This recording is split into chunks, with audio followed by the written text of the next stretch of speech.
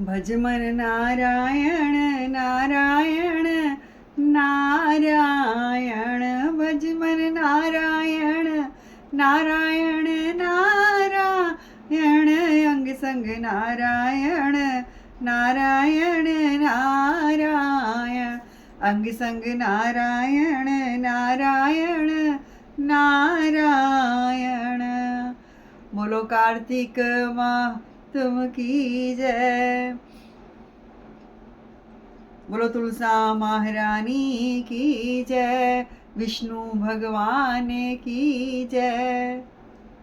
राजा पृथुक ने कहा, हे नारद जी, आपने कार्तिक मास के व्रत में तुलसी की जड़ में भगवान विष्णु का निवास बताकर उस स्थान की मिट्टी का पूजन बतलाया है। अब मैं भी श्री तुलसी जी के महात्म को सुनना चाहता हूँ।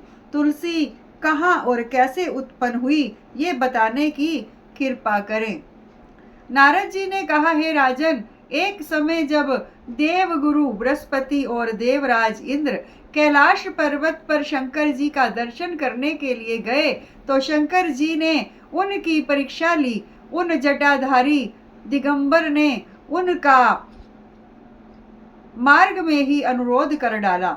यद्यपि वे तेजस्वी, शांत, लंबी भुजा और चौड़ी छाती वाले गौर वर्ण, अपने विशाल नेत्रों युक्त तथा सिर पर जटाधारे वैसे ही बैठे थे, तथापि इंद्र ने शंकर जी को ना पहचान उनका नाम धाम आदि परिचय पूछा और कहा, शंकर जी अपने स्थान पर हैं या कहीं गए हैं। इस पर उस तपस्वी ने कुछ नहीं कहा, परंतु त्रिलोकीनाथ के ऐश्वर्य से भयभीत होकर इंद्र कब चुप रहते, उन्होंने क्रोध से धुड़क कर कहा, अरे मैं पूछता हूँ, तू उत्तर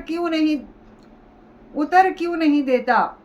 मैं अभी तुझे इस व्रज से मारता हूँ, फिर देखता हूँ तुझ दुर्मति की रक्षा कौन करता है। फिर जो ही दिगंबर को मारने के लिए हाथ में व्रज लिया, तो ही भगवान शंकर ने व्रज सहित उसका हाथ स्तंभित कर दिया और विकराल नेत्र कर जो ही उसे देखा तो ऐसा विदित हुआ मानो वह दिगंबर प्रज्वलित हो उठा है और तेज से जला देगा। भुजाएं स्तंभित होने से इंद्र के क्रोध और दुख का अंत ना रहा, परंतु जो ही बृहस्पति जी ने उसको प्रज्वलित देखा तो ही अपनी बुद्धि से उनको भगवान शंकर जानकर प्रणाम किया और इंद्र को भी उनके चरणों में गिराया। फिर बृहस्पति जी बोले, हे दीनानाथ, अपना क्रोध रोककर इंद्र का अपराध क्षमा कीजिए। बृहस्पति जी के वचन सुनकर महेश्वर गंभीर वाणी में बोले, मैं अपने नेत्रों से निकले क्रोध को कैसे रोकूं?